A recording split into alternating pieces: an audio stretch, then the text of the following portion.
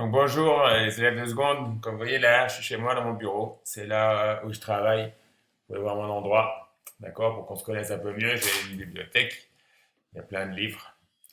Donc voilà, une petite vidéo pour prendre de vos nouvelles, pour vous dire qu'il faut vraiment suivre les consignes, hein. Ce week-end c'est le couvre-feu, il ne faut surtout pas sortir.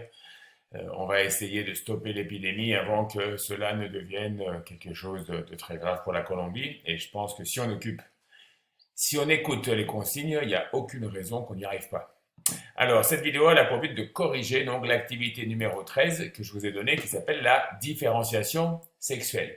Donc, la première chose à faire, c'était de voir que lorsque je regarde le cariotype de cette demoiselle, je m'aperçois qu'ici, à cet endroit précis, il y a un petit problème. C'est que Sylvie est supposément une fille, mais quand on regarde son cariotype, elle possède deux chromosomes qui normalement auraient dû donner un garçon, c'est-à-dire qu'elle possède un X et un Y.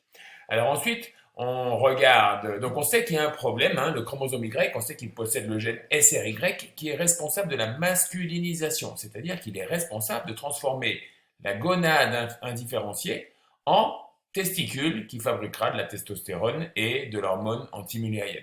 Donc on pense qu'il y a un problème puisque le gène Y n'a pas permis l'apparition de testicules. Donc on va aller sur un agène et on va chercher donc les deux séquences SRI normale et SRI mutée. Ces deux séquences d'ADN, je vais les comparer. Et je m'aperçois que l'allèle que possède notre jeune fille, elle a ici une erreur, une mutation. Un G est devenu un C. Donc cette mutation génétique est peut-être à l'origine d'une protéine qui ne marche pas. Donc pour vérifier cela, on va prendre les deux allèles, on va les convertir en protéines, donc il faut cliquer sur peptidique, je les convertis, et ces deux protéines, je vais les comparer. Quand je les compare, je vois ici que les deux acides aminés sont différents. La méthionine a été remplacée par de l'isoleucine.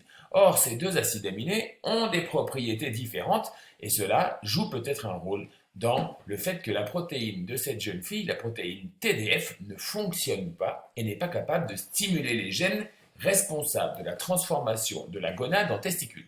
Donc pour vérifier cela, on va aller sur l'IMMOL. Et donc le but du jeu, c'est de repérer la protéine, l'endroit où il y a la mutation.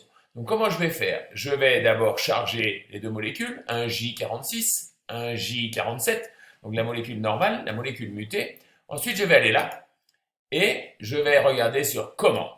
Donc commande, je vois que j'ai deux choses que je peux sélectionner, la protéine et de l'ADN. Donc l'ADN, en général, c'est mieux de la montrer en ruban. Elle est très visible comme ceci. On voit très bien la double hélice d'ADN et on reconnaît très facilement la molécule. Donc ça, c'est de la molécule d'ADN.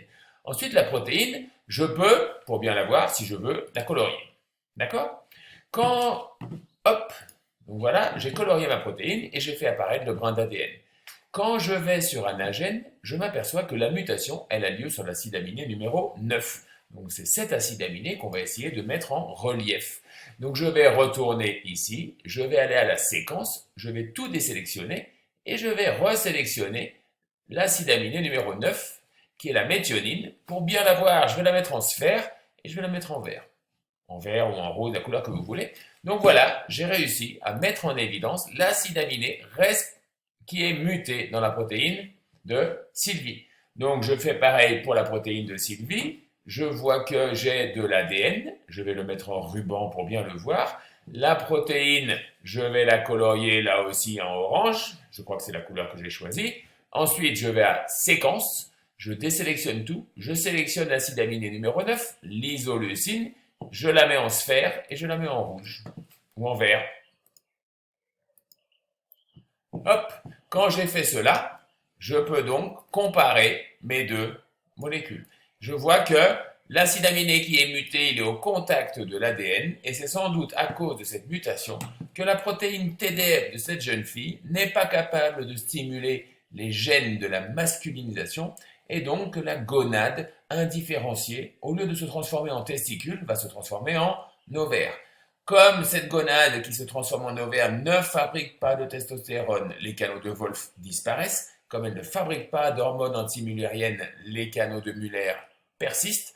on va donc avoir un appareil génital de type féminin qui va se développer. Donc j'espère que cette petite vidéo aura permis à tous ceux qui ont fait des petites erreurs de mieux comprendre ce qu'on appelle la différenciation sexuelle. Je vous remercie.